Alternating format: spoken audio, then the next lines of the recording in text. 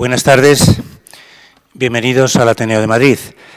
En el acto que hoy nos reúne, quiero pedir, por favor, que nos pongamos en pie para estar un minuto de silencio en recuerdo de la memoria de Iván Fandiño.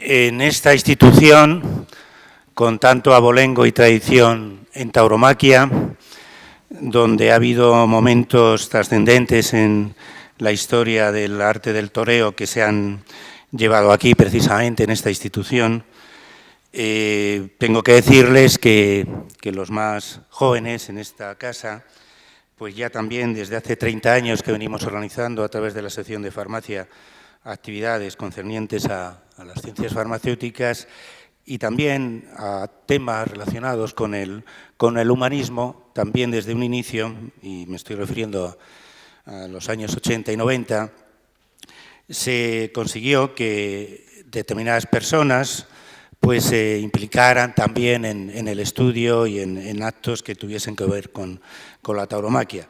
Y es precisamente la persona que tengo a mi derecha, la profesora Rosa Basante, la que se encargó, con otra serie de compañeros, tanto farmacéuticos como no farmacéuticos, de promover una serie de actividades que fueron y que tuvieron que ver con tertulias de rebotica, donde indiscutibles figuras de la farmacia y entendidos en toros, como don Luis Gómez, Álvaro Domínguez, participaron de lleno en esas actividades. También tuvimos ocasión de contar con Cristina Delgado, que también nos acompaña esta tarde a la tertulia que vamos a llevar a cabo, y de personajes como el cirujano jefe de las ventas, don Máximo García Padrón, el entrañable amigo a quien quiero evocar y mandar un abrazo, Emilio Morales, de la Peña El 7, que hoy no ha podido estar con nosotros, pero que siempre participó en esas veladas. También, como no, a Santiago Ayala, que como siempre, aunque esté abajo, pero siempre es el encargado de animar y de procurar que el mundo de los toros esté presente. Yo no voy a extenderme, pero sí quiero hacer pues una consideración, y es que en la biblioteca de esta institución, tengo que decirles que he sido elegido bibliotecario hace cosa de 10 días, pues se ha preparado una exposición con más de 63 registros, luego han ido apareciendo algunos más, y como testimonio de ello tienen ustedes en la mesa contigua a esta desde donde hablamos, ni más ni menos que los 12 tomos del Tratado del Cosío. Fuera, por si alguien no lo ha visto o quiere verlo en próximos días, se va a mantener una exposición donde en 4 vitrinas se recogen algunos de esos libros y hay un listado por si alguien quiere pues leerlos. Para ello no tienen nada más que subir a biblioteca, hacerse socio de esta casa, o bien también algunos de ellos se pueden ver de forma digital. Bien, yo lo que voy a hacer en esta presentación es dar la palabra a la doctora Rosa Basante, que como ya indiqué, ha formado parte activa de esta casa, y también decirle y agradecerle una vez más que ya en sus años donde ocupó cargos preeminentes en la comunidad, se encargó muy mucho de que el salón donde ahora mismo nos encontramos, este emblemático salón que se creara en 1884 por el arquitecto Mélida, de ese estilo tan peculiar que es el neogriego modernista, pues ella fue precisamente desde la comunidad quien auspició su reforma, puesto que era necesaria. Como saben, pues ella ha formado parte de todo lo que tiene que ver con el mundo de los toros, ya desde los años 95, forma parte de la Comisión Asesora Taurina, pero vamos a dejar que ella, mejor que yo, tome la palabra y ya pues entre en harina e introduzca la tertulia para que después los tres invitados, a los que también daré una pequeña pincelada de ellas, pues empecemos para que después tengan ustedes también la oportunidad de preguntarle, puesto que todos ellos son solamente entendidos en este arte de la tauromaquia. Así pues, profesora Rosa Basante, tienes la palabra. Buenas tardes, gracias a todos por estar aquí y sobre todo quiero agradecer de corazón al Ateneo de Madrid la oportunidad que me da, la gratitud que personifico en su bibliotecario y amigo Daniel Pacheco, la oportunidad de estar aquí para hablar sobre los maestros. Nos referimos más concretamente a los maestros de la tauromaquia. Y con su permiso, señor presidente, permítame ahora que desde la emoción que me embarga por la muerte de un gran maestro como ha sido Iván Fandiño, quiero decirte que tu muerte enriquece todavía más la tauromaquia. Tu arte permanecerá vivo siempre en tu memoria y en tu corazón. Como vecinos de Fuentelencina, lugar que tenías tu residencia, lugar que, como sabes, Manolete iba a pasar sus descansos con Lupe Sino, dos grandes están unidos a Fuentelencina, lugar donde mi suegro era el boticario que enseñó a Manolete, mi marido y yo hablamos tantas veces contigo. Quiero decirte que permanecerá tu arte, permanecerá siempre en nuestra memoria y en nuestros corazones. Descanse en paz y va por ti, maestro.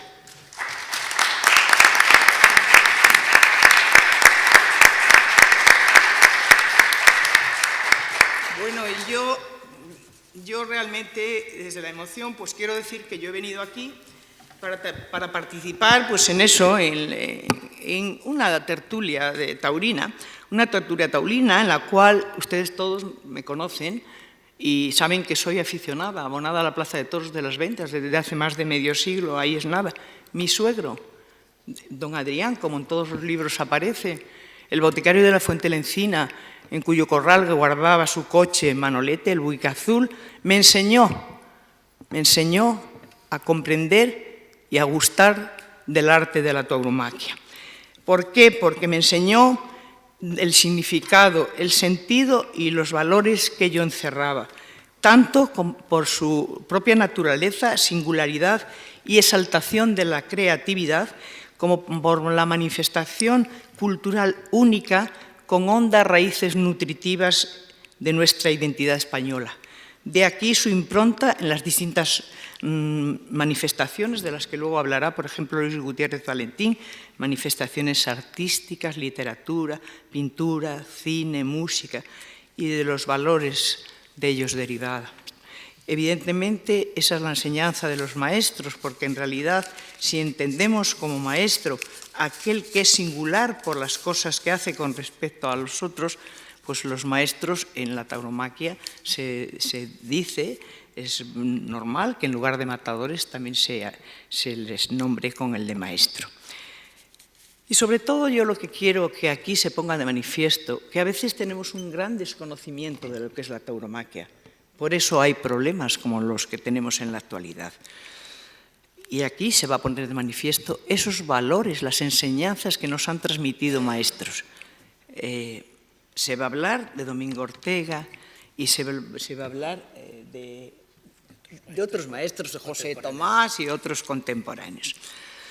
Yo soy de las que creo que esto es bueno, porque como decía el gran Aristóteles, las cosas son más inteligibles cuando uno se conoce cómo se han formado. Y Galeno, yo soy farmacéutica, todos ustedes lo saben, decía que es necesario conocer, saber y ver para poder obrar. Y en palabras de mi maestro, el doctor Foll, decía que nadie ama lo desconocido. Por eso, pues de aquí vamos a hablar y creo que siempre es bueno aprender. Para mí, al menos, estoy segura que aprenderé y que es un privilegio. Yo a veces cuando hablo, y permítame la licencia intelectual, cuando hablo de tauromaquia, o tauromagia, que me gusta, que no es palabra mía, como saben ustedes, desde Guillermo Sureda, que tiene un libro sobre tauromagia, hasta Gerardo Diego, o Sánchez Dragó, etc. Pero sí que es verdad que yo cuando hablo de los toros me gusta referirme, y es un neologismo, pero a mí me gusta, torocentrismo. Torocentrismo, ¿por qué? Porque podemos imaginarlo, es una visión onírica, pero nos imaginamos ese sistema planetario que gira alrededor del toro, porque en la tauromaquia el toro es fundamental. Sin toro no hay corrida, evidentemente. Luego es verdad que también son los maestros. Toro, que podemos verlo en sus distintas manifestaciones, toro mítico, toro bravo, toro de lidia, mundo del toro, etc. Padre toro, tótem de la dehesa, Zeus potente en bramas y en accesos, relámpago de furias y en procesos, de largo, oscuro amor que oprime y pesa, que cantó Gerardo Diego. O en palabras de Ortega, el gran Ortega, que decía qué es lo que teníamos que entender por toro. Toro no significa cualquier macho bovino, sino precisa y exclusivamente el macho bovino que tiene 4 o 5 años y del que se reclama que posea estas 3 virtudes: casta, poder y pies. Ahí es nada. Y tauromaquia o tauromaquias universales, que dijo André Villar, pues la fiesta de los toros, hermosa fiesta bravía, que decía Machado, es creación, es arte, arte singular y único, efímero e irrepetible, pero lo que persigue, al menos yo lo pienso así, como muchas otras personas, lo único que persigue es la emoción estética de los espectadores. Armonía, belleza e inspiración, que dijo el gran Curro Romero. Y crear belleza es uno de los cometidos, al menos yo lo entiendo, de la corrida de toros. Pero hoy hay problemas quizá porque no nos hemos encargado de enseñar o transmitir o difundir lo que es la corrida de toros, lo que significa la tauromaquia. Francis Wall dice que los toros hay que explicarlos, y yo escuché en palabras de Santonja, que se remitía a algo que había oído de Morante, que los toros no hay que defenderlos, hay que explicarlos. Y eso hago referencia, como ven ustedes, ¿no?, anteayer, a unas frases de Federico García Lorca, que declaró a Luis Bagaria, que las publicaron en el diario El Sol, poco antes de su muerte, el 10 de junio de 1936. Y Federico García Lorca le decía a Luis: el toreo es probablemente la riqueza poética y vital mayor de España, increíblemente desaprovechada por los escritores y artistas, debido principalmente a la falsa educación pedagógica que se nos han dado y que hemos sido los hombres de mi generación los primeros en rechazar. Creo que los toros es la fiesta más culta que hoy hay en el mundo. Único sitio donde se ve con la seguridad de ver la muerte rodeada de la más deslumbrante belleza. Para mí, tanta frescura y actualidad tienen estas declaraciones que le inciden en lo importante de algunos de los problemas por los que está atravesando la fiesta en estos momentos, que es la falta de conocimiento sobre ese valiosísimo arte. No voy a entrar en estudios axiológicos del toreo. Es verdad que el arte de torear exalta valores o cualidades importantes, cuál es la entrega, la inteligencia, el esfuerzo, la creatividad, la excelencia, y por no cansarles, no seguimos. Cuando suceden cosas como hace 2 días, con la muerte de ese gran torero que fue Iván Fandiño, o con los anteriores, pues siempre decimos, ¿por qué tiene esto? Yo creo que sí, ¿por qué se hace esto? Se hace porque creemos en ello y no debemos dejar de hacerlo. Todavía se hace más grande ese arte. La vida y la muerte una frente a la otra. Boadella, en su decálogo, dice que es la metáfora de la vida. Ahora, también es verdad que en los momentos de la sociedad actual, en una sociedad carente de valores, donde quizá el sacrificio otro tipo de valores que encarnan la tauromaquia, pues se sustituyen por el hedonismo, el egoísmo, la intolerancia, la mediocridad, el fulgurante éxito personal y sobre todo por la humanización de los animales irracionales. Y esto yo entiendo que no podemos estar en un mismo plano, personas y animales. El francés, el filósofo Francis Gall, también el espléndido François Zumbin hablan de estos temas. Y Francis Gall, cito textualmente, dice que en el ruedo vemos al animal con toda su naturalidad, o mejor dicho, a un animal singular, y aprendemos a comprenderlo, a pensar como él. Y así es. Bien es cierto que también uno de los grandes aficionados a los toros, que fue José Bergamín, un intelectual extraordinario, sin menoscabo de que para mí el más fue Cosío, que fue presidente de esta casa, académico de la Real Academia de la Lengua, etcétera, etcétera, etcétera. Pues Bergamín decía que existir es pensar, y pensar es comprometerse. Y yo creo que todos nosotros lo que tenemos en estos momentos que hacer es pensar, evidentemente pensamos todos, pero debemos comprometernos con la tauromaquia, que la hemos de explicar con todo lo que significan los diferentes aspectos culturales, sociales, artísticos, medioambientales, innovadores y su proyección en la sociedad en cada momento histórico vivido. Hemos de evolucionar al ritmo de los tiempos, pero no cortar las raíces de algo que es nuestro patrimonio, porque si cortamos las raíces se muere por inanición. Aquí también es cierto que no hemos, aparte de comprometernos en difundir, en preservar nuestro patrimonio, es importante la investigación que se debe hacer, porque todavía queda mucho por saber, y es importante, insisto, esa investigación. Y de todo ello, evidentemente, pues van a hablar los que me acompañan en esta mesa. Bien es verdad que estas personas de las que se va a hablar, las que hemos referido y tantas otras, son personas verdaderamente ejemplares. Cito a Ortega: esa ejemplaridad se proyecta o debe proyectarse en todos nosotros para aprender de ellos y poder nosotros transmitir sus enseñanzas. Dice Ortega en su obra El espectador: el hombre verdaderamente ejemplar no se propone nunca serlo. Obedeciendo a una profunda exigencia de su organismo, se entrega apasionadamente al ejercicio de una actividad, la caza o la guerra, el amor al prójimo o la ciencia, la religiosidad o el arte, y dice arte.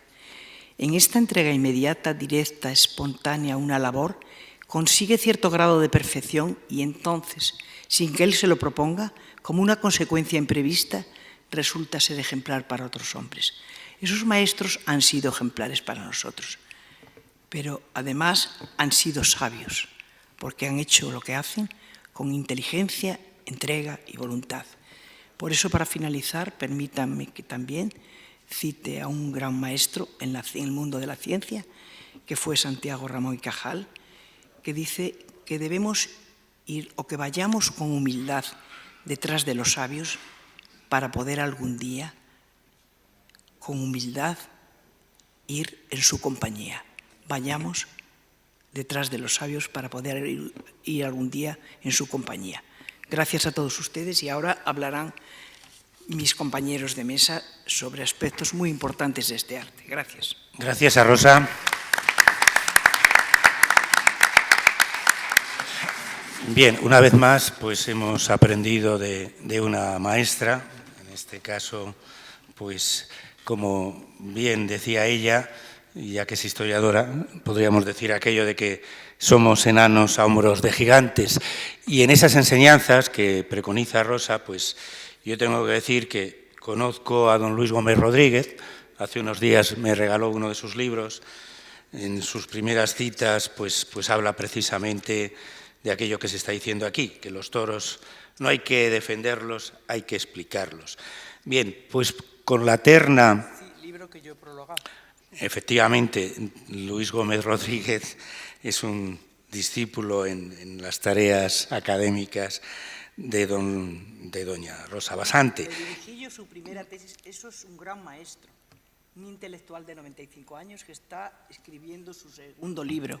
Sí. Le dirigí yo su primera tesis hace 30 años y estuve en el tribunal de la segunda hace 5. Bien, como sé que en esta sala hay verdaderos amigos de Luis Gómez, pues por eso quiero sacar aquí su nombre y decirles que le animen a que continúe ya a sus 95 años en la consecución de ese segundo libro, que creo que le queda poco por hacer. Bien, en la terna de especialistas en tauromaquia que hemos reunido en esta mesa, y que son don Antonio Moreno, don Lorenzo Clemente y don Luis Gutiérrez, vamos a darles la palabra. Yo simplemente voy a empezar diciendo de Antonio Moreno, que ya también es sobradamente conocido en esta casa, no en vano ha sido directivo hace pocos cursos, y que nosotros desde la sección de farmacia, pues desde que empezamos a hablar de Carracido, y como él dice, ya ha habido momento hasta para dejarle en paz, pues han sido muchas las reuniones, las tertulias, los homenajes, incluso, como también apuntaba Rosa, las celebraciones y centenarios como el que se hizo en honor de Santiago Ramón y Cajal, otro personaje tan ligado a esta casa y a la ciencia y la medicina, como todos saben. Antonio es una delicia escucharle, ya lo comprobarán ustedes, y además es que él es maestro, pero maestro además también en educación, en ciencias físicas, catedrático universitario, y que tan pronto nos deleita hablando de Cajal, como antes he dicho, como de Einstein o de otros personajes del mundo de la ciencia. Y sé que en su biblioteca de Alcázar, como antes decía, pues no es que tenga tantos libros como en el Ateneo, pero son también más del millar los que recoge precisamente de temas taurinos. Vamos a darle la palabra para que una vez más nos recreemos de sus enseñanzas. ¿Hablo por aquí? Sí. Buenas tardes. Muchas gracias, Daniel.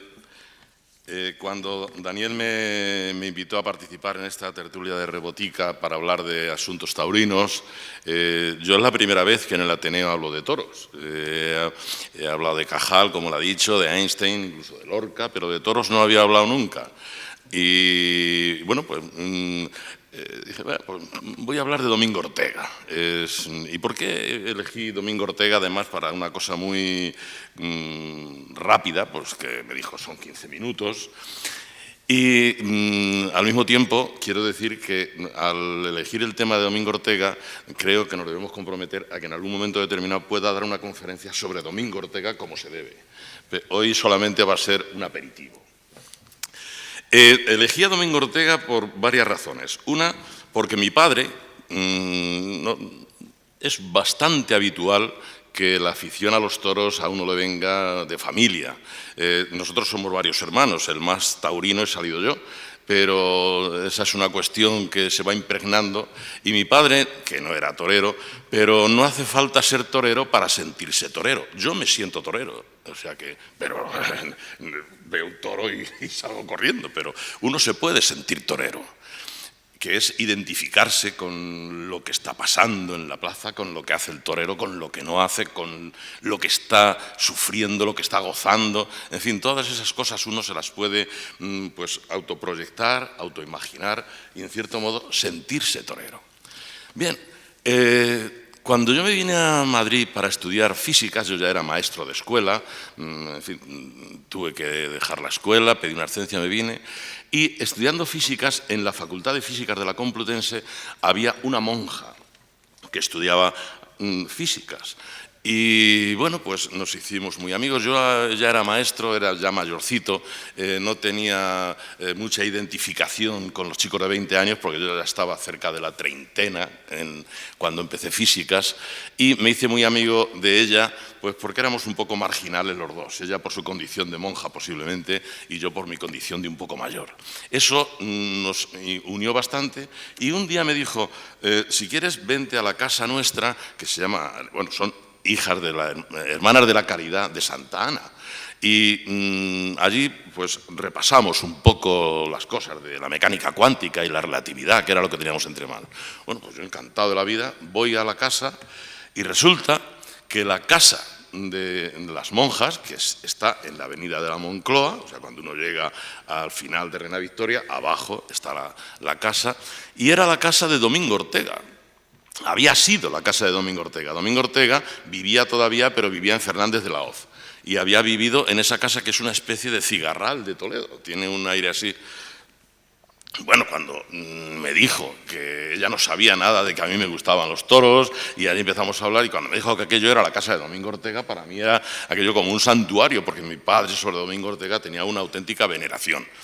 Pero lo interesante del asunto es que el jardinero que tenían las monjas es el jardinero que tuvo Domingo Ortega. Entonces, claro, como ya se puede imaginar, yo fui a la casa de la monja como si fuera un novicio, o sea, estuve yendo constantemente para hablar, sobre todo, con el jardinero. Eso pues me dio pues mucha información sobre la vida personal de Domingo Ortega, que además vivía enfrente de Sebastián Miranda, que es la casa que compró Moya, el decano de medicina, y allí se hacían reuniones pues con Juan Belmonte, Domingo Ortega, Luis Miguel Dominguín, y en la parte de la izquierda vivía Edgar Neville, nada menos, y Vicente Aleixandre, o sea, un sitio impresionante. Bueno, pues eso me hizo tener una admiración por Domingo Ortega un poco especial. Me fui metiendo dentro del mundo del toro y encontré el libro, la fábula de Domingo Ortega, que escribió Cañabate. Cañabate era muy amigo de Domingo Ortega. Y a partir de ahí, pues bueno, se fue creando en mí un personaje al que le sigo teniendo una verdadera admiración. Como lo llamaban, el paleto de Borox, por la cara que tenía, era un hombre del campo. Domingo Ortega nace en el año 1906 y cuando se viste por primera vez de torero es en el 1928 ya. Era analfabeto y lo primero que hizo cuando ya empieza él a moverse en el mundo del toro y tiene un dinerito es tener alguien que le enseñe a leer y a escribir. O sea, es una persona que no sabía leer ni escribir cuando tenía 20 años y, bueno, pues se va formando, lo animan a la lectura y lo animan tanto a la lectura y se hace tan lector y tan intelectual que esto que tenemos aquí es la conferencia de El arte del toreo que publicó la Revista de Occidente, que es la conferencia que pronunció Domingo Ortega, donde en este momento estamos, el 29 de marzo de 1950. Con lo cual, pues es un homenaje también al maestro Domingo Ortega poder estar diciendo aquí su nombre en el mismo sitio donde él habló de toros. El paleto de Borós, o también, que le decían que tenía cara de muñeco de ventrílocuo, porque tenía los pómulos muy sobresalientes. Una de las características como persona que me contaba el jardinero y que, bueno, he ido contrastando luego en las lecturas que he hecho, era que era una persona bastante difícil de tratar. Era un hombre muy seco, muy interiorizando las cosas que tenía que hacer, muy pensativo y una persona con una capacidad tremenda para el cumplimiento de lo que para él era su obligación. Y eso se nota muchísimo en el toreo suyo. El toreo suyo yo no lo vi torear, pero lo vi en un homenaje que se hizo en las ventas a no recuerdo qué torero, que estuvo de torilero. Salió vestido, pero no lo vi torear, mi padre sí que lo vio torear. Y lo que sí veo en los vídeos que he visto y fotos que hay era la capacidad dominadora que Domingo Ortega tenía de los toros. O sea, de qué forma tan simple, aparentemente, claro, esa es la grandeza del torero, esa simplicidad que parece que tiene la obra grande y bien hecha, la manera en la que se ve que está moviendo la muleta o el capote para que el toro entre y salga, la manera de andar, esa forma que se ve en su comportamiento en la plaza es verdaderamente algo que te llama la atención. Él, en esta conferencia, lo que hizo fue hablar de lo que en el mundo del toro es algo recurrente a lo largo de su historia, y es del estado actual de la fiesta, que siempre está mal, pero siempre está mal, pero bueno, aquí estamos, y eso siempre es así.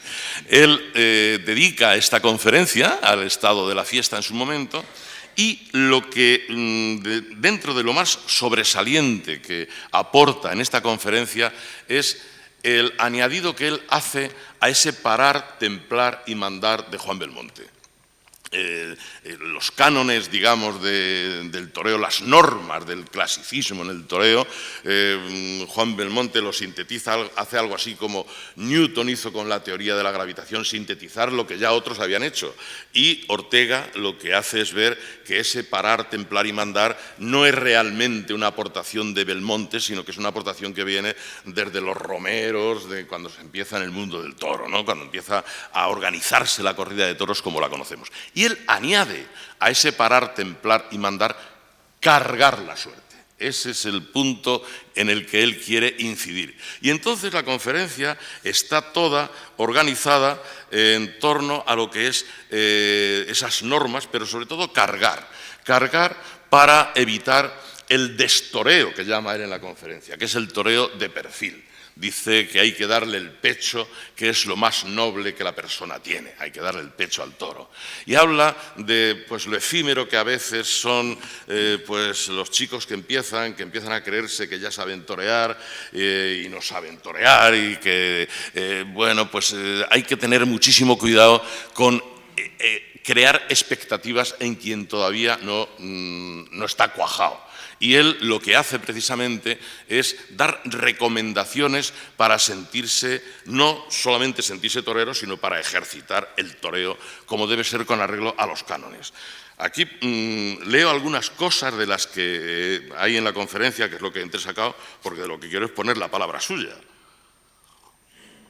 Dice, bien entendido que cargar la suerte no es abrir el compás, porque con el compás abierto el torero alarga, pero no se profundiza. La profundidad la toma el torero cuando la pierna avanza hacia el frente, no hacia el costado. Es lo que él dice ahí. Dice parar, templar y mandar. Ahí es nada. Se confunden tanto estos conceptos. La mayoría cree que parar, templar y mandar es esperar a que los toros vengan a estrellarse en el objeto, sin que el torero se mueva. Eso es un error, porque si te paras, no puedes templar y mucho menos mandar. Los toros, cuanto más tienen que parar, templar y mandar, es cuando más fuerza tienen. Y es muy curioso que hoy, que se torea mejor que nunca, según tantísimos aficionados, son muy pocos los toros que se torean con el capote. ¿Y por qué si se torea mejor que nunca? Dice, lo habla así un poco con retintín. Pues sencillísimo, porque no se ponen en práctica los conceptos que definen esas normas. Por lo tanto, no se torea, se dan pases, eso sí, muchos pases, pero no se torea. Esa es la base de lo que Domingo Ortega defiende en su conferencia. Y toda la conferencia está en torno a lo que es el toreo y el destoreo, lo que debe ser aplicar la pasión. Habla de la pasión que hay que sentir y que se siente en el mundo del toro, pero que esa pasión hay que saberla llevar al cumplimiento de las normas, porque si no se cumplen las normas, por mucha pasión que se tenga, no se está toreando. Una de las cosas que analiza él y que a mí me interesa bastante es la masa. La masa, se habla del público, cuando él habla del público, y claro, habla Pepe Luis Vázquez en un libro que acaba de escribir Antonio Lorca. Las últimas cosas que Pepe Luis habla es cómo la influencia que puede tener la masa en su opinión, desbordando incluso a quien teniendo una opinión más concienzuda y más, digamos, ajustada a la reflexión sobre lo que está pasando en el ruedo, se puede dejar llevar o se inhibe por esa manera un poco reflexiva de cómo opina la masa. Yo siempre suelo decir que a veces la masa se amuñona y entonces opina de una manera muy visceral, pero no siempre lleva razón. La masa no siempre tiene razón. Y eso lo dice Domingo Ortega, y lo dice Pepe Luis también, que hay que tener mucho cuidado y que hay que educar a la gente para ver toros. Y una de las cosas que dice Domingo Ortega es que debía haber, y eso yo lo comparto porque un poco, en fin, jocosamente, ahora que se habla de que el presidente de la Plaza de Toros de Madrid podría ser un aficionado, una de las cosas que yo decía en el grupo con el que hablaba es que, bueno, me gustaría que fuera un aficionado, pero que al mismo tiempo pudiera tener un altavoz para poder decir, ¿pero qué estáis diciendo? Que no es así. ¿Qué está haciendo? ¿Qué hace usted? Y lo que dice precisamente Domingo Ortega es que debería haber un árbitro. Habla de árbitro, o sea, que habla del papel que debería tener un árbitro para que las cosas se condujeran en la manera que tienen que ser. Entonces, es la conferencia muy corta, tiene un epílogo de Ortega y Gasset, un epílogo que es sobre un retrato que le regala a Domingo Ortega de un uro del toro antiguo. Y bueno, el epílogo es, pues eso, como Ortega sabía escribir. Y el final de la conferencia, efectivamente, está dedicado a lo que es todo lo que ha intentado transmitir a lo largo de ella. Dice, señores, estamos en un momento grave con relación al arte, porque él habla del toreo como una de las bellas artes, la más joven de las bellas artes, porque la pintura, la escultura, la arquitectura tienen más años. El buen aficionado está en minoría y casi convencido de lo que en general dice la masa, que hoy se torea mejor que nunca, aunque se toree menos con el capote y se mate peor, como si estas dos suertes fuesen aleatorias en el arte.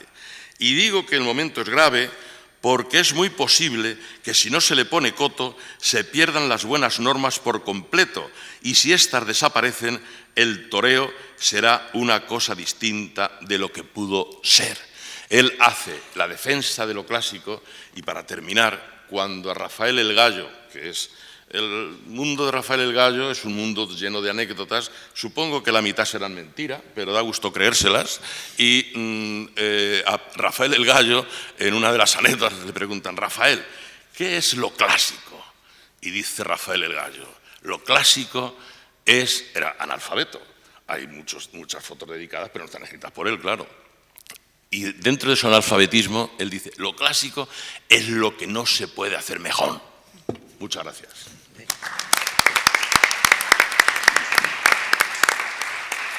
Bien, pues es difícil hacerlo mejor que Antonio Moreno. Yo voy a recoger el guante que nos ha lanzado y como saben muchos de los aquí presentes, en el Ateneo existen las denominadas cátedras. Por cierto, veo aquí a una catedrática en activo, la profesora Torija, Esperanza Torija, sobre temas de alimentación. Y digo esto porque Antonio Moreno es que también codirige la cátedra dedicada ni más ni menos que a otra figura de la ciencia y del Ateneo. También fue presidente en 1924, don Gregorio Marañón.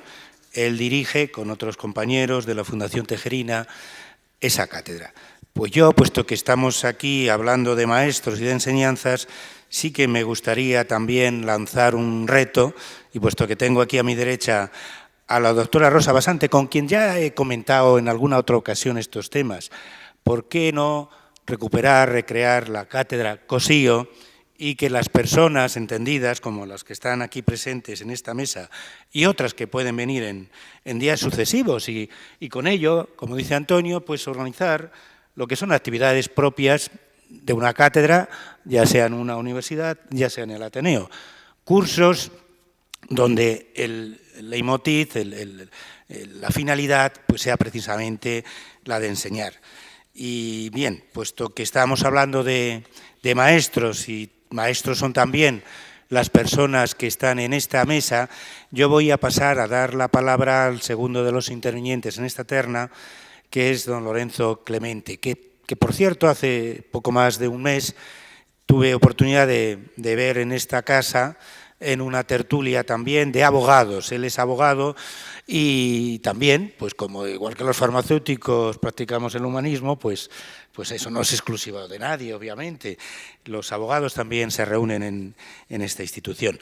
Decir simplemente, por apuntar algo de su trayectoria, que 3 libros de la biografía, que por sintetizar, 3 libros de temática taurina habría que apuntar en su haber. Uno se refiere a la tauromaquia a través de sus conflictos, estamos hablando de conflictos judiciales, y 2 que tienen que ver con nombres propios también de la tauromaquia. José Tomás en Nimes, de aquella velada tan recordada por todos, del 16 de noviembre del 2012, y el último, que yo sepa, está dedicada a Morante de la Puebla en el Tratado de Armonía. Bien, pues con esta sencilla entrada quiero dar la palabra a don Lorenzo Clemente para que nos hable de sus maestros en tauromaquia. Muchas gracias. Muchas gracias al Ateneo por invitarme a participar en esta mesa con tan ilustres compañeros. Y la verdad es que muchas gracias a Daniel por su invitación, por su presentación.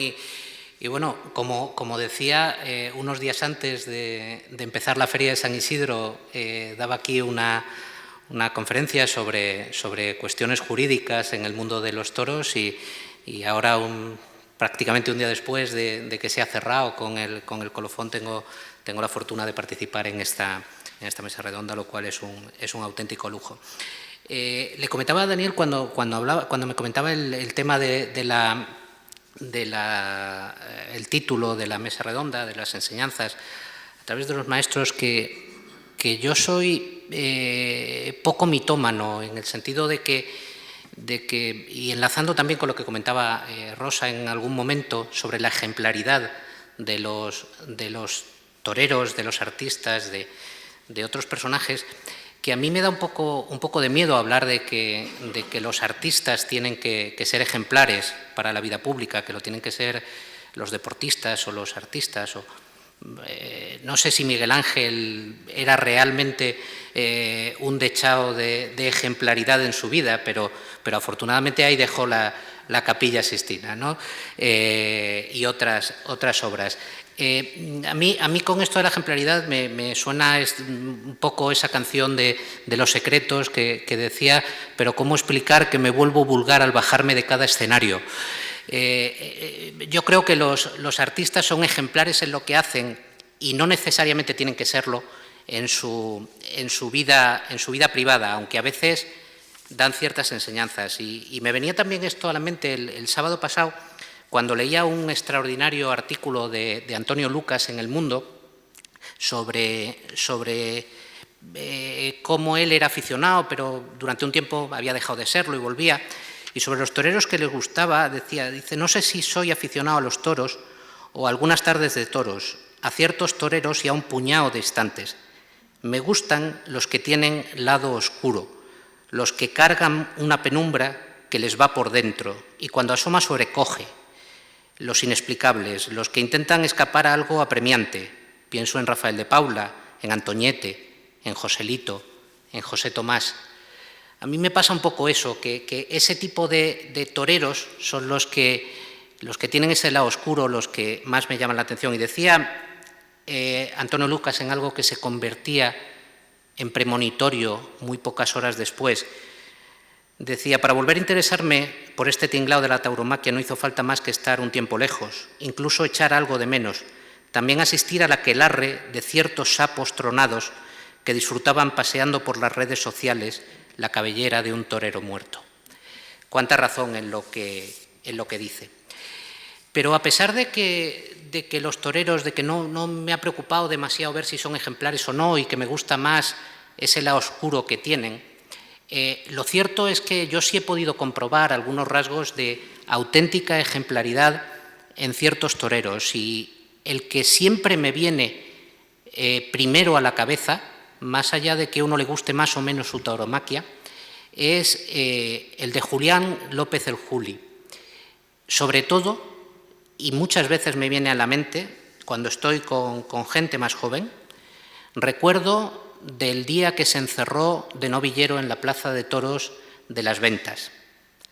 Julián tenía 15 años, llenó la plaza, no había toreado antes en Madrid de novillero, se había hecho figura toreando en otras plazas, y como ustedes bien saben, en Madrid eso no gusta. No gusta que llegue aquí gente que se ha hecho figura en otros sitios. No se le trata con especial cariño. Y a Juli sé que tengo un puntito provocador y voy a hacerlo un poquito más en otras a continuación, pero a Juli se le midió mucho aquella tarde. Y además tuvo en contra que hizo un viento horroroso, que los novillos salieron con bastante dificultad. Y al final consiguió sobreponerse a todo eso. Joaquín Vidal, en el País, decía al día siguiente: no lo tuvo fácil el Juli. El fuerte viento entorpecía su labor. Varios de los novillos plantearon problemas. Él mismo tropezaba o le desequilibraba el roce violento con las reses y sufrió numerosos achuchones. Estamos hablando de un novillero de 15 años, una criatura que tuvo el gesto de lidiar 6 novillos sin un desmayo, sin hacer una sola concesión a la galería, sin rehuir el riesgo, sin que le amilanaran las volteretas. Un novillero a la antigua, de los que piden paso con la verdad por delante. Seguro que ustedes, como yo, tratan de vez en cuando con chavales que tienen esa edad, que tienen 15 años. Yo muchas veces, cuando los tengo delante, me imagino, ¿tendrían la fortaleza de estar ahí abajo con 24.000 personas examinándote cuando alguien se está, además, jugándose la vida? Creo que ese día Juli dio una auténtica lección ejemplarizante de pundonor, de hombría, de madurez con 15 años. No es solo el ejercicio de lo que entonces para él no podía ser más que una afición, porque de hecho tomó la alternativa pocos días después en Nimes, porque ni siquiera podía tomarla en España, porque hacía falta 16 años para tomarla, porque al convertirse en matador de toros se convertía ya en profesional y por tanto debía tener la edad mínima para trabajar, cosa que no tenía entonces. La verdad es que eso me pareció un ejemplo y me parece un ejemplo absolutamente importante. Ya digo, más allá que a lo largo de la dilatada carrera que ha tenido el Juli, haya momentos en los que nos guste más y menos toreando. Pues recordamos grandes faenas como la de Cantapájaros y hay otras que probablemente pues no gusten tanto, y hay otros comportamientos que puede tener que a lo mejor no gustan tanto, pero aquello me pareció todo un lujo. De toreros que se han encerrado con 6 toros, otro que para mí resulta absolutamente esencial y que tiene un lado oscuro importante es José Miguel Arroyo Joselito. La Goyesca del 2 de mayo del 96, yo lo he comentado alguna vez, a mí esa corrida estuvo a punto de echarme del mundo de los toros. Yo cuando salí aquella tarde de las ventas dije: estoy seguro que no voy a poder ver una tarde de toros como esta, con esta pasión, con esta variedad. Podré ver torear algún toro mejor, pero que sea así, tengo mis dudas. Bueno, aquel día decidí quitarme de los toros, pero aquello me duró 24 horas. Luego ya volví a reengancharme rápidamente. Cuando uno lee la biografía que escribió Joselito, ayudado por Paco Aguado, Joselito el Verdadero, uno se da cuenta también el afán de superación y la dureza personal a la que ha tenido que sobreponerse con una vida tan complicada. De todo lo que cuenta ese libro, y hay pasajes realmente duros, probablemente el que más me impactó fue cuando explican que estando en el momento de estar enterrando a su padre, están los tíos de Joselito discutiendo porque ninguno se quiere quedar con el niño. Y Martín Arranz les echa una bronca a todos, coge al niño y dice que el niño se va con él. Realmente, claro, eso forja una personalidad muy peculiar. Y también, de forma un poquito provocadora, porque se citan distintos nombres, hay unas declaraciones que hizo en una entrevista que le hicieron que me parece también llamativas. Dice Joselito que una tarde al principio de su carrera, dice: me tocó lidiar un toro muy complicado, ante el que arriesgué mucho. Después de la corrida, José María Manzanares me dijo: con lo que has expuesto esta tarde, yo vivo toda la temporada. Y encima no has conseguido nada. Yo le dije, vale, pero es que si no lo hago me siento ridículo. Mi padre y mi cuadrilla me decían que tenía que hacer el mínimo esfuerzo y sacar el máximo rendimiento. Fíjate en Espartaco, que torea mucho. Me calentaron tanto, dice Joselito, que acabé por explotar. ¿Sabéis lo que os digo? Que prefiero ser Curro Vázquez tieso, que es un torero de toreros, antes que Espartaco rico. Como digo, se citan muchos toreros de una forma más agradable unos, de forma más agradable otros, y las vueltas que da el mundo, las vueltas que da. Pensar que el otro día, cuando Cayetano estaba brindando a Curro Vázquez un toro en la corrida de la Cultura, había gente desde el tendido que le estaba gritando golfo a un torero como Curro Vázquez. Lo dejo ahí. Otro torero de estos que tienen su lado oscuro y que me apasionan es José Tomás.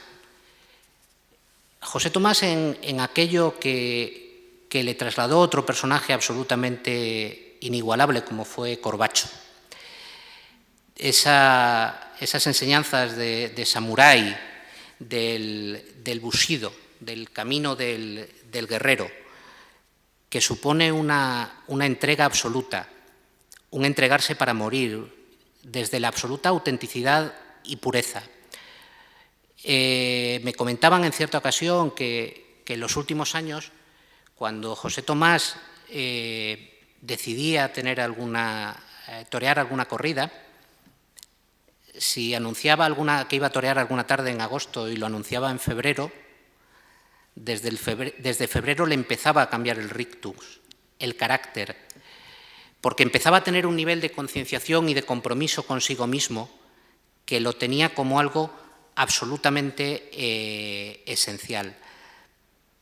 Valor, libertad y honor hasta la muerte, decía Corbacho. Y como comentó José Tomás alguna vez, dice, no quiero morir, solo quiero ser perfecto. Anda, si no es eso, una enseñanza de un maestro, un ejemplo de ejemplaridad. Lo suyo es un claro compromiso ético con la tauromaquia, no solo porque pone en riesgo su vida, porque todos los toreros la ponen en riesgo, porque todos los toros tienen su riesgo, sino que lo hace para que la obra que ejecuta en el ruedo trascienda y emocione desde la belleza, desde la pureza y desde la verdad. Cuando hemos visto en ferias como la de Sevilla o como la de Madrid, que los aficionados nos quejamos de que han salido más toros buenos de los que se han visto hacer grandes faenas, yo creo que el problema radica en esto, en que no hay ese nivel de compromiso real con esa pureza, con esa belleza y con esa verdad, lo cual no quiere decir que los toreros no arriesguen o que no toreen bien, sino que hay que dar ese pasito más que supone una entrega absoluta. Realmente eso nos lleva al que para mí es el único cuestionamiento ético de la tauromaquia, que no es, por supuesto, el que arguyen los animalistas, sino que es exclusivamente hasta qué punto un hombre puede poner en riesgo su vida de una manera como esta, ¿no?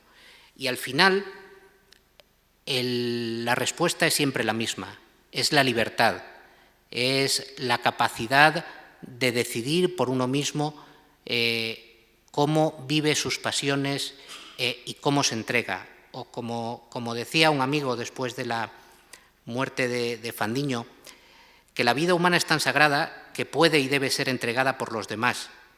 La muerte no es el final y si acaso lo fuera, merece la pena sacrificarse por el arte, por nuestros semejantes y por nuestros hermanos. Lo de Fandiño ha sido un terrible golpe.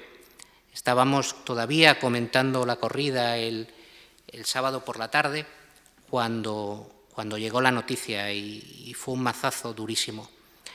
Y más aún cuando uno recuperaba algunas de las últimas cosas que había dicho, como lo que escribió, el último tuit que escribió, en homenaje a Adrián, al niño de Valencia, que tanto ejemplo dio.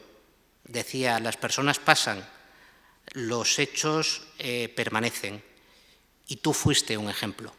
Le decía a Adrián en unas palabras que ahora se le pueden decir a él, como también puede decírsele el brindis que hizo al padre de Víctor Barrio este invierno en una de las primeras corridas de la temporada, cuando le dijo, él está en la gloria, donde la mayoría de los mortales sueñan con estar y nunca lo conseguirán. A veces, decía también Fandiño, no hay próxima vez ni segundas oportunidades. A veces es ahora o nunca. Eso es lo que nos enseñan los toreros. Esa es su ejemplaridad. Por eso ponen en riesgo su vida y eso es un ejemplo que nos dan de forma continua. Muchas gracias.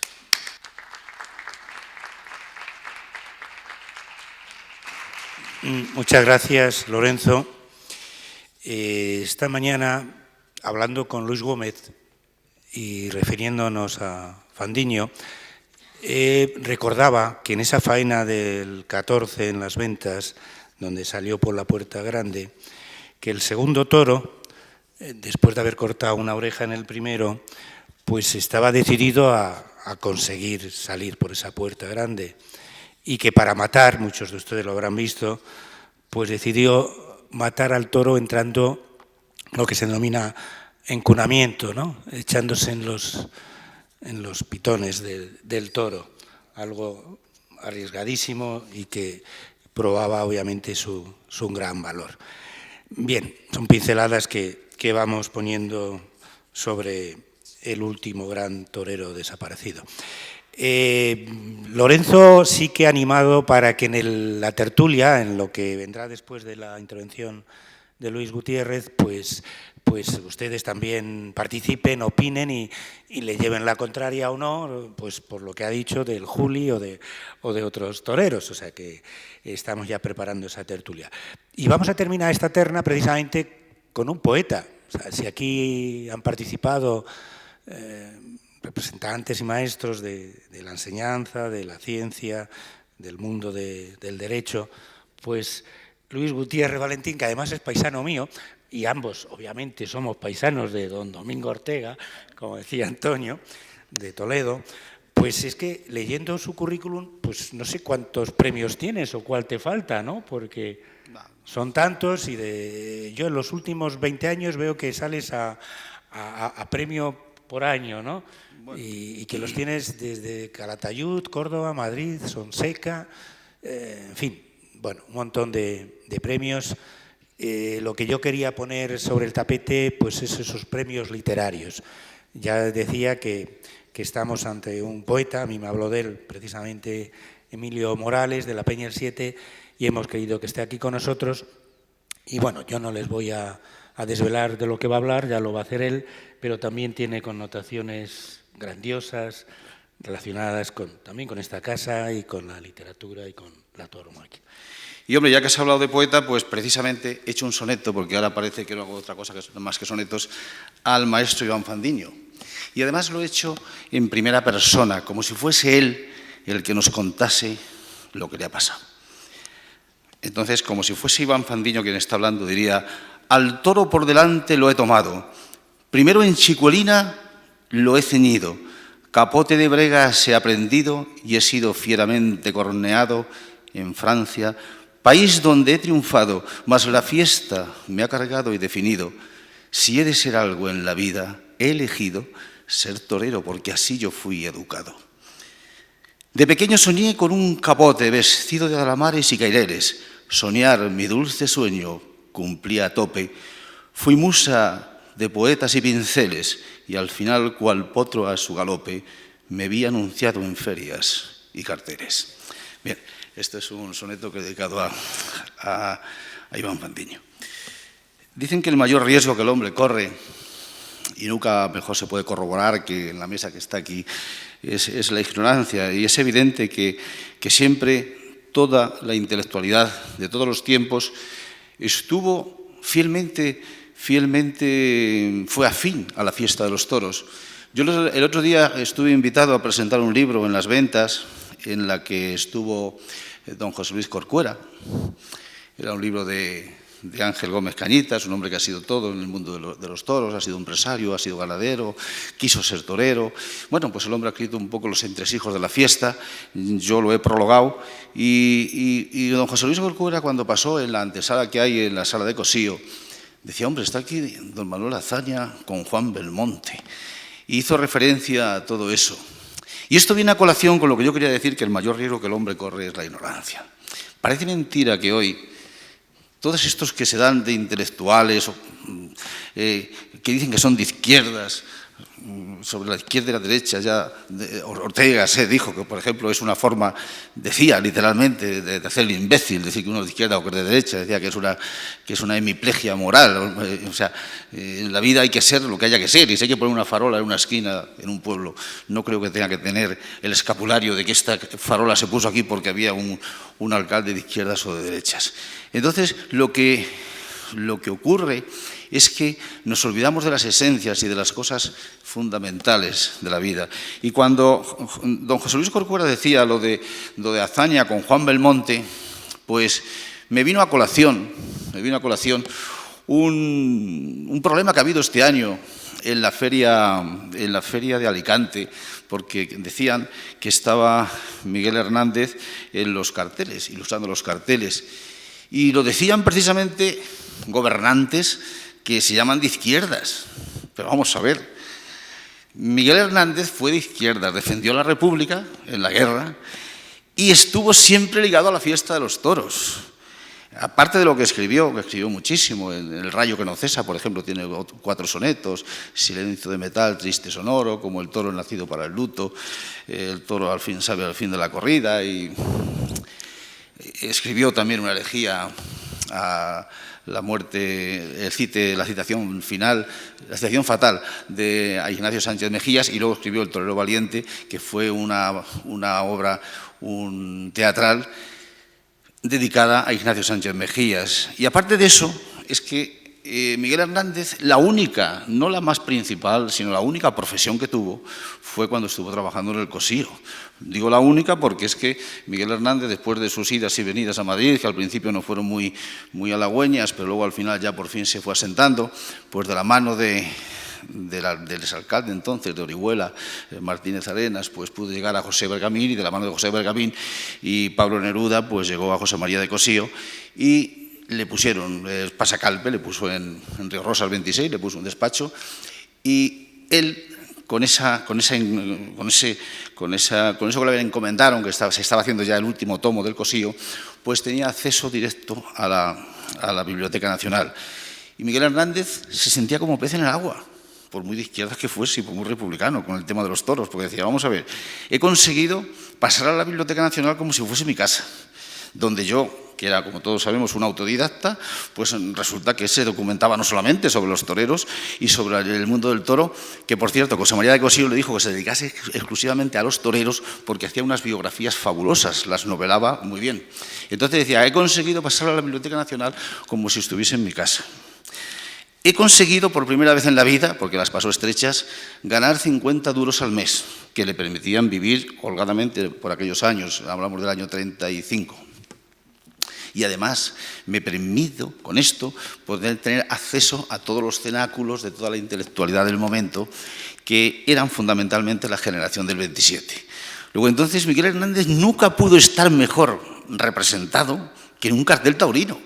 Y resulta que ahora vienen yo no creo que sean ni de izquierda, no sé qué son, que dicen que cómo va a estar Miguel Hernández en un cartel de toros. Pero, hijo mío, si es que Miguel Hernández no hizo otra cosa en la vida.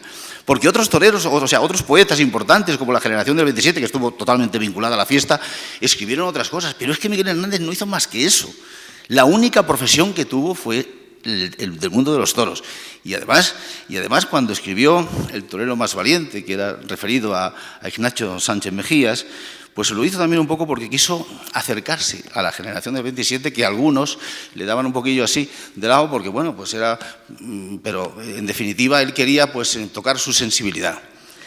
Por consiguiente, vuelvo a reiterar, el mayor riesgo que el hombre corre es la ignorancia. Y es una pena porque los que ignoran su historia, pues los que ignoran su historia empobrecen su cultura. Y verdaderamente todo está en los libros, y yo de verdad hoy, la mesa que tengo, pues, ¿qué os voy a decir? Pero yo soy un aficionadillo, ¿no? Pero me han... Y es lo que hago ahora, no hago otra cosa.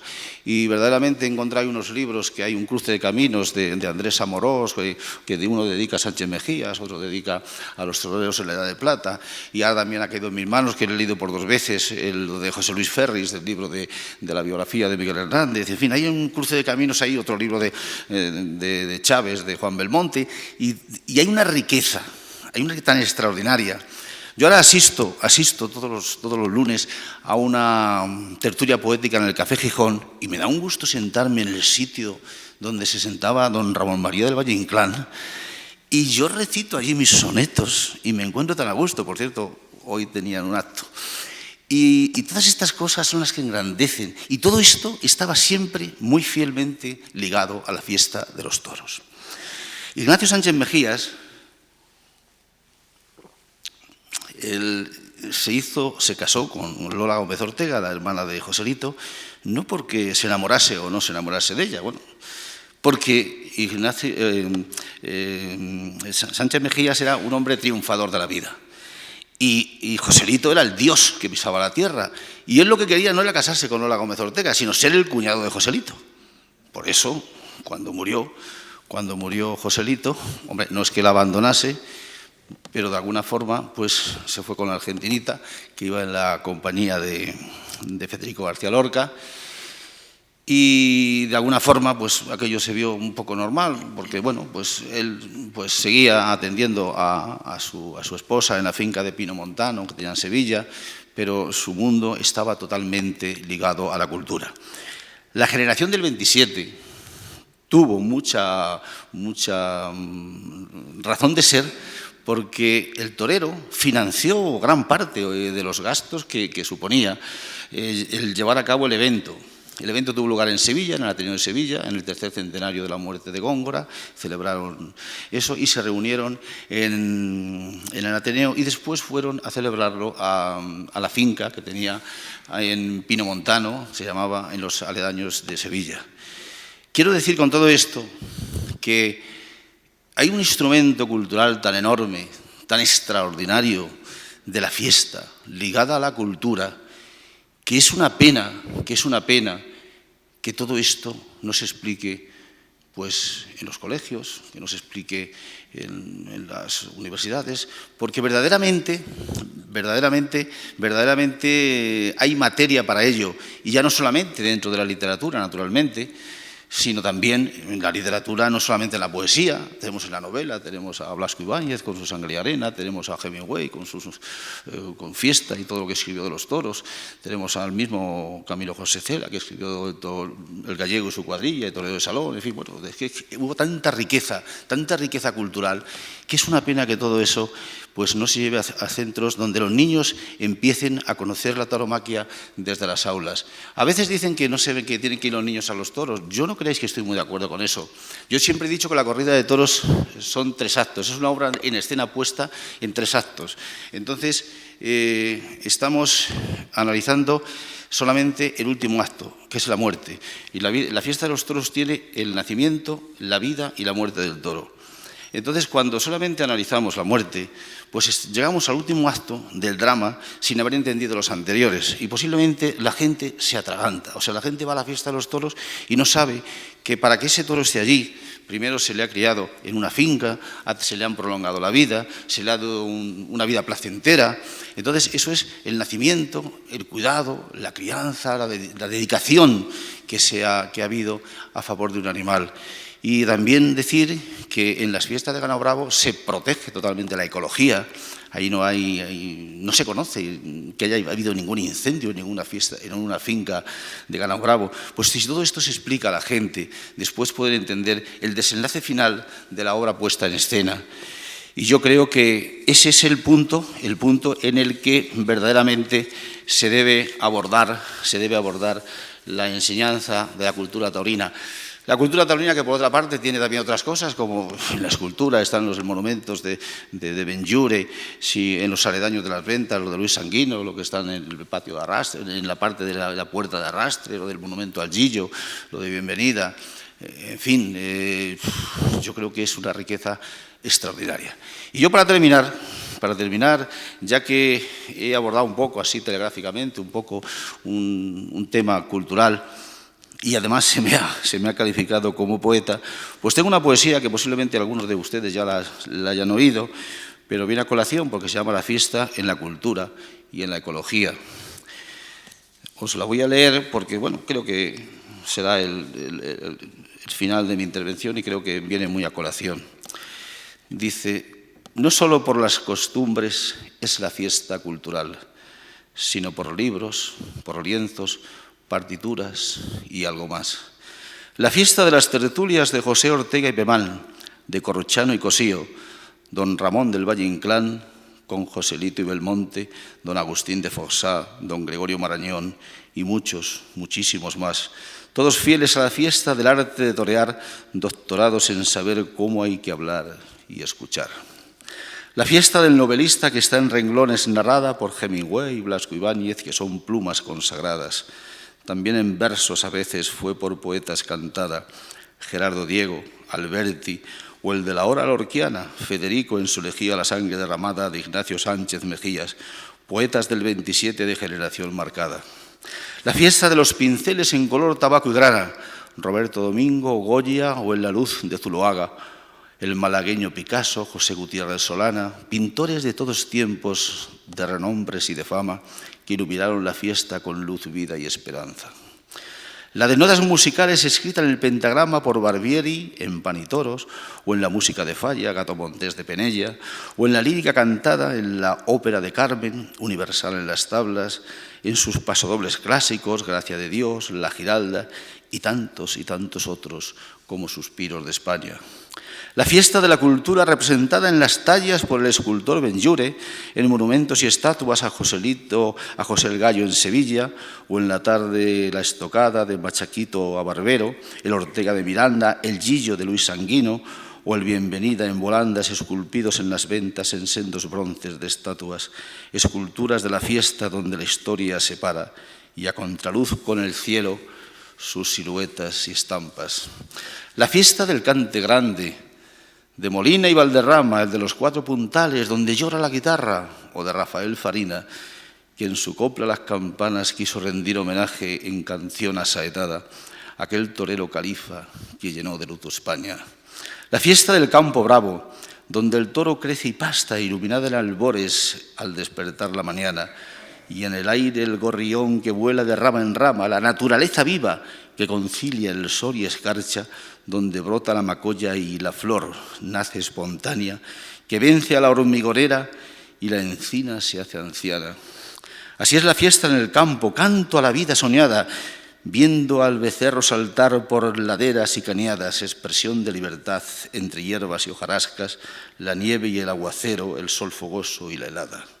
Esta es la fiesta ecológica por torpezas, censurada, en pensamientos frustrados que desconocen la sana vida del hombre del campo, que vive solo y se aparta del asfalto y de las prisas, y contempla la luz clara de la luna y las estrellas y escucha por las mañanas el mugido de los toros cuando saludan al alba.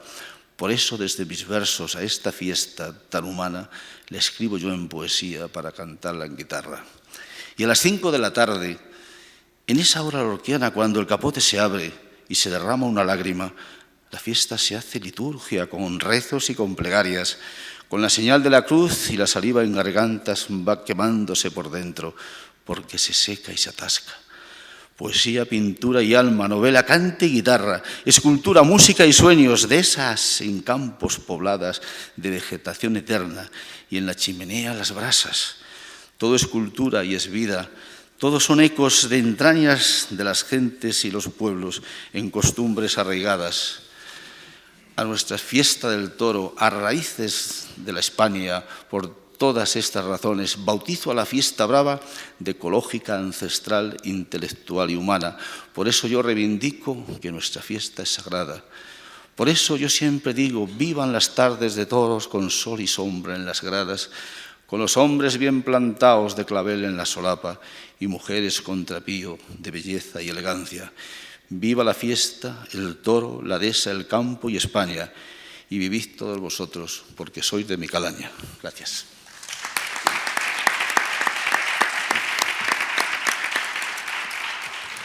Muchas gracias a Luis Gutiérrez Valentín, que estoy seguro que seguirá recogiendo premios literarios, puesto que calidad no le falta. Bien, antes de que la profesora Basante cierre el acto que hoy nos reúne, vamos a tener unos minutos para que aquellos de los aquí presentes quieran formular alguna pregunta, pues pueden hacerla a cualquiera de las personas que están en esta mesa. Pueden subir al atril a formular la pregunta o dirigirse desde su sitio para que escuchemos. Yo es que, mientras que van preparando las preguntas, tengo que insistir en que he disfrutado leyendo el libro de Luis Gómez, La corrida de toros, y de tanto que él sabe y cómo lo transmite, de esas rivalidades entre Joselito y Belmonte. Y es que cuenta en primera persona cómo ya en el año 34 asistía a corridas en La Coruña y en Madrid y presenció pues algunas pues muy trascendentales y que, bien, yo no voy a desvelar ahora. Hablo de los libros y decía que hemos disfrutado con la exposición de libros que pueden ver en la galería de retratos del Ateneo, o como aquí antes también comentamos, pues los 12 tomos del Cosío, para el que si no los ha leído quiera leerlos. Bueno, yo creo que ya habrán pensado algunas preguntas y el que quiera puede hacer uso de la palabra. Si quieres puedes subir para que se oiga mejor y para que quede grabado. Es que si no, no se oye. Es que no hay aquí ahora nadie para pasar el micrófono. Con objeto de que quede en la grabación. Bueno, únicamente quiero, con motivo de las palabras que ha dicho sobre Domingo Ortega, quiero confirmarlas o validarlas. Desde mi niñez, cuando yo tenía 7 o 8 años, mi padre era muy amigo de Domingo y de Luis Ortega, tenían una finca en Navalcaide y otra en Aldeanueva, en la provincia de Segovia, y yo de niño he asistido muchas veces a tientas y he visto cómo el maestro se desenvolvía con maestría, con personalidad, con su forma natural de ser, siendo el cateto de Borós, con una intelectualidad profunda, con un dominio, con un sentido de la belleza, de la estética, que yo de niño me impresionó y desde entonces siempre he tenido ese recuerdo. Domingo Ortega supo llegar desde lo más bajo donde nació a lo más alto de los intelectuales, con sus tertulias que tenía en el Abra, me parece que era, con intelectuales de todo tipo, con el famoso Cañabate, íntimo amigo suyo, donde nunca faltaba a sus fiestas y a sus reuniones, y únicamente pues que me ha hecho recordar toda esta época de mi niñez y me ha alegrado mucho y le felicito por ello. Nada más.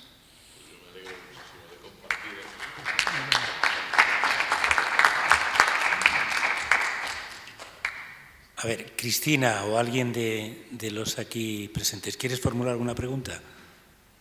Bueno, sí, puedes subir.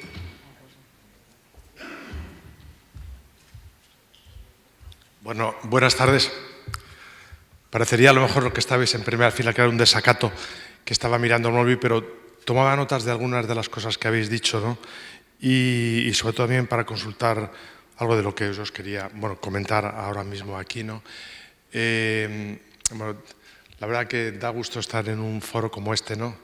Mirar al cielo, a la tierra de frente, a los lados, a las izquierdas o a las derechas, ¿eh?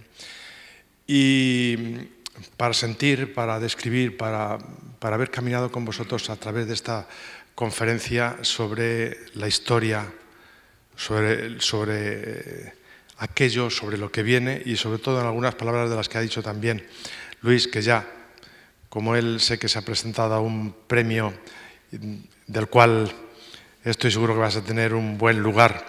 Y hablamos siempre de docencia y aquí se ha hablado de docencia, efectivamente, de enseñanza, ¿no? En el mundo de los toros os invito a que en la revista del Club Taurino de Pamplona va a salir una pincelada de uno de los artículos más importantes que existen ahora mismo en el campo de la investigación de la tauromaquia. Es decir, es poco conocido, pero os aseguro que ahora mismo hay un nivel de investigación en cuanto al comportamiento de este animal en el ruedo, unos estudios de seguimientos de un número muy importante de toros, con lo cual tenemos, o se van a descubrir, se van a saber unos datos significativamente estadísticos para poner, para enseñar y sobre todo para validar muchísimas de las cosas en las que discutimos. Como aquí estáis muchos farmacéuticos, ¿no? Pues en ese artículo, que va a ser un adelanto, se hablará del dolor, del estrés, de las hormonas, de los neurotransmisores, del sufrimiento, ¿no? Del post-mortem, ¿no? Es decir, que el mundo de los toros no está en llegar a los toros y se acaba, ¿no? Hay un grupo de investigadores en el que se está invirtiendo muchísimo dinero, os aseguro muchísimo dinero, en el que dentro de poco vamos a conocer, y Rosa lo sabe, a través sobre todo de Julio Fernández, que es un veterinario, un gran investigador, que vamos a conocer cosas increíbles que nos van a dar mucha fuerza, muchísima fuerza, pues para tener esos pilares que necesitamos hoy en la ciencia, para no solamente ser la pasión, la emoción, sino la ciencia lo que está en todo este aspecto.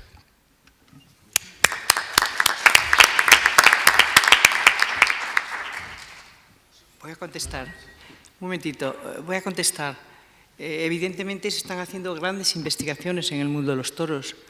En la Cátedra de Madrid, en la Facultad de Veterinaria, en Pamplona, en otros, por ejemplo, pues financiados incluso y ayudados por Miguel Reta y otros, no solamente sobre las castas ya prácticamente extinguidas, sino el comportamiento del animal. Eso es así, pero no solamente respecto al animal, lo que es el sufrimiento, pues aquí desde higuera, lomillos, etcétera, por citar tan solo algunos. Pero es que no solo ahí, se están haciendo muchísimas investigaciones para saber cómo fue la fiesta. Aquí está Cristina Linaceros, publicó varias obras interesantísimas sobre el toro del Mediterráneo, tú mismo y nosotros, evidentemente Antonio y servidora, estamos investigando, los dos nos une, parte de la amistad, somos pertenecientes al claustro de la Universidad Complutense, estamos investigando mucho en archivos sobre fuentes primarias, para saber, Gonzalo Santonja, por nombrar también otro, y muchos otros más. ¿Por qué? Porque conocemos mucho de esa fiesta, pero queda mucho por conocer. Yo hace muchos años publiqué todas las escrituras de contratos, escrituras notariales, documentos inéditos, 26 escrituras de contrato de cúchares para torear en Madrid. La publiqué en una revista científica. Ahí se ve como era torero de Madrid y eso de cualquier tiempo pasado fue mejor, no es verdad. Y se sigue investigando y mucho. Sigue investigando los modos de docencia, se sigue investigando. O sea, por eso yo en mi breve intervención decía que hay que seguir investigando para que sepamos en toda su amplitud lo importante que es la fiesta de los toros y su proyección. Por eso, gracias por tu intervención.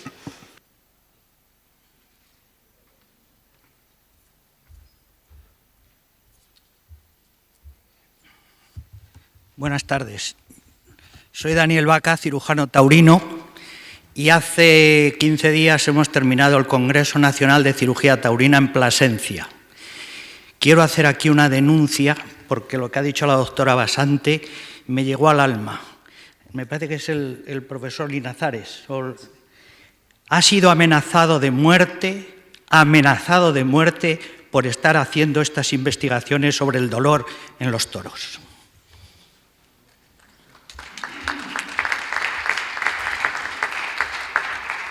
Bien, ¿alguna pregunta más? Sí, pues si quiere... No, simplemente mi intervención no tiene la categoría de seguir, sino si importa el estrado. Simplemente agradecerles a la mesa que en una tarde de tanto calor como esta, para mí han representado la ficción. Simplemente es agradecerles a ustedes el trabajo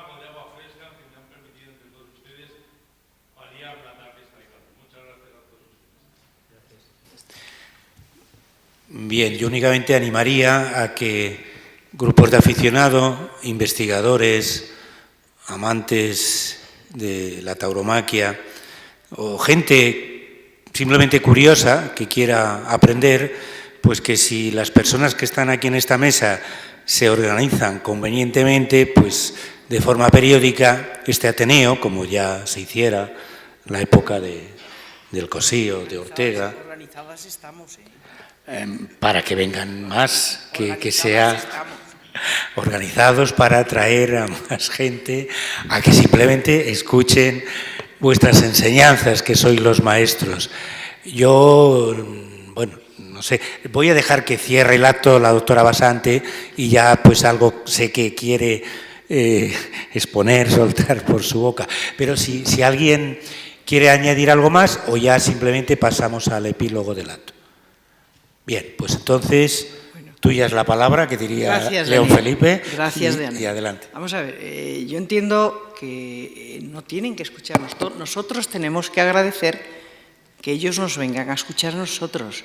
Y el aprendizaje es una corriente bidireccional.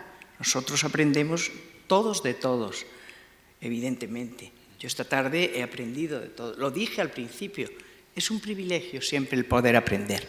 Y yo he aprendido de todos. El último interveniente, yo tuve el privilegio de presentarle un libro espléndido también. No solo es un amante, sino que es un intelectual que escribe sobre todos, sobre toros. Entonces yo lo que creo, que nosotros los amantes de la tauromaquia, ¿qué decir de mi buen amigo el cirujano taurino? A mí me han llamado en una universidad pública en Navarra, me han llamado asesina. No me considero tal. ¿Me explico? Pero nosotros, los que creemos en el valor de un arte tan singular como es la tauromaquia, lo que tenemos, y para no alargar, lo que tenemos que ser, permítame que evoque otra vez al gran José María de Cosío, tenemos que ser, como le llamó a él Gerardo Diego, vendedores ambulantes de entusiasmo, del entusiasmo que tenemos por defender algo muy nuestro, con raíces muy profundas en nuestra historia y nuestras tradiciones, y que no solo no somos ni asesinos ni gente rara, somos personas que amamos el arte, la belleza, la singularidad y que nos emocionamos con ella. Y queremos seguir haciéndolo, porque con ello defendemos el medio ambiente, la cultura, todo. Y lo único que pedimos es libertad para seguir haciéndolo. Yo agradezco a todos ustedes o todos vosotros, si me permitís la licencia de llamaros de tú, de que hoy hayamos tenido un lugar, esta sala bellísima del Ateneo de Madrid, donde en libertad hemos podido hablar de algo que nos gusta y nos apasiona, que es el arte de torear, la tauromaquia. Que lo podamos seguir haciendo en igualdad de condiciones. Gracias, gracias, muchas gracias.